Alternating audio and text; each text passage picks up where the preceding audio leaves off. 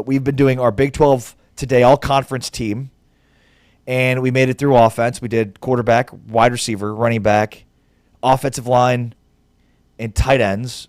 Today we are on defensive ends, so we've differentiated between DNs, pass rushers, and defensive line.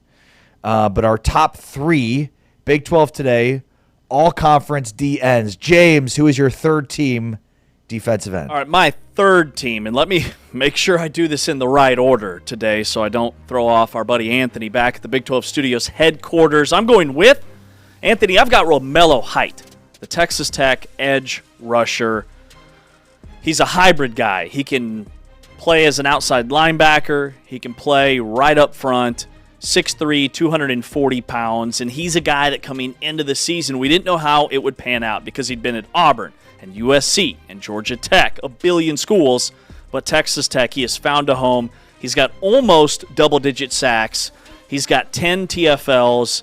He's just rock solid, consistent. I think he's the most underrated, just straight up get to the quarterback, edge rusher in this conference, although he did make all Big 12 midseason All-American honors. He's going to be a Senior Bowl invitee. I think his stock is always only going to skyrocket once he gets to the combine because he looks like a Marvel movie character. He's just a beast. I'm pretty sure we're going to be unanimous with our top 3 because it's fairly obvious. I thought maybe there might be a difference here with third team, but yeah, Romello Height, my third team, defensive end as well. 9 sacks, 10.5 tackles for loss in 13 games. He and David Bailey impacted each other, right? And you think about, Romello Height was their big defensive end acquisition this offseason, and then they end up including and getting David Bailey late in the process, and look at how much better they've made each other. Romello Height, a third team, all Big 12 for me as well. Second team. All right, second team, all Big 12. I have got Utah defensive end John Henry Daly.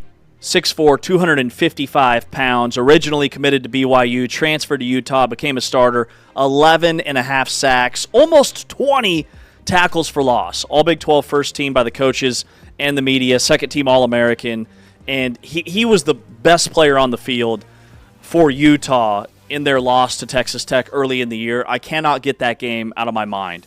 The way he just battered Baron Morton. Then Will Hammond comes in, and Texas Tech wins that game on the ground between the tackles because John Henry Daly was a one-man wrecking crew off the edge, getting to the quarterback. He's explosive.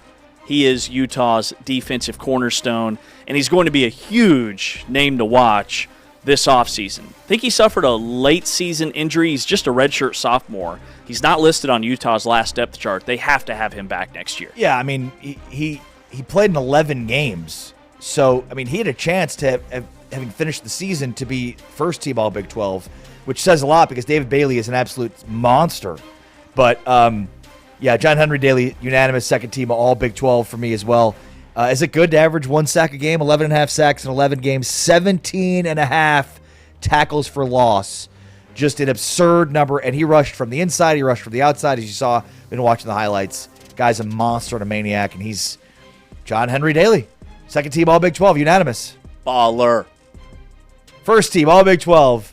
It is David Bailey. David Bailey. Trying to time it up. We were trying to do it in sync. It didn't work out so well. Screwed that up. The nation's top sack producer, 12.5 sacks, elite pass rusher, led the Big 12. Actually, 13.5 sacks. Unanimous first team all Big 12. He's a senior, okay? So he's off to the NFL. I think he's a top 15 NFL draft pick. Yeah.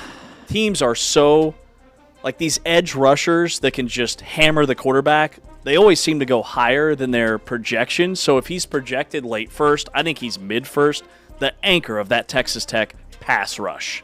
Speed rusher. He's got speed. He's got power. 13.5 sacks. So in 13 games, averaging a sack a game. 17.5 tackles for loss. He had 3 forced fumbles. He was as disruptive as any player in college football this year. And the thing is, it's we look at the sack numbers, but he was as good against the run as he was against the pass. And I think that's what makes him a top 15 pick, is just his ability to be not just a situational pass rusher, but a legitimate defensive end who can play as well against the run as he can against the pass. Oregon, if you don't know, You soon will find out. And, like, he was a late portal addition. They got him in the late window. He was the biggest name out there on the board. Texas Tech lands him. Where would Texas Tech be without him? I think they still would have had a really nice season, but, like, he's the guy that took them from a team that wins 9 or 10 games, is in the conversation for a Big 12 championship, to a team that has a first-round bye in the college football playoff. He is that impactful. Thank you, Andrew Luck. Andrew Luck single-handedly gave the Big 12 Bear Bachmeier and David Bailey. Thank you, Andrew. How nice of you. James Wesley, Ari Tepkin. Should we do interior defensive lineman tomorrow? Yeah, I've got defensive tackles up next. What do you think? Yeah, defensive tackles tomorrow. DTs. To make our way through all Big 12 teams. With James Amari, it's Big 12 Today on Big 12 Radio. Shreyas Laddha from the Kansas City Star. Is the Darren Peterson mystery actually a mystery at all? We'll get into that with him next. This is Big 12 Today, presented by Modelo, heard on TuneIn and watched on Big 12 Studios.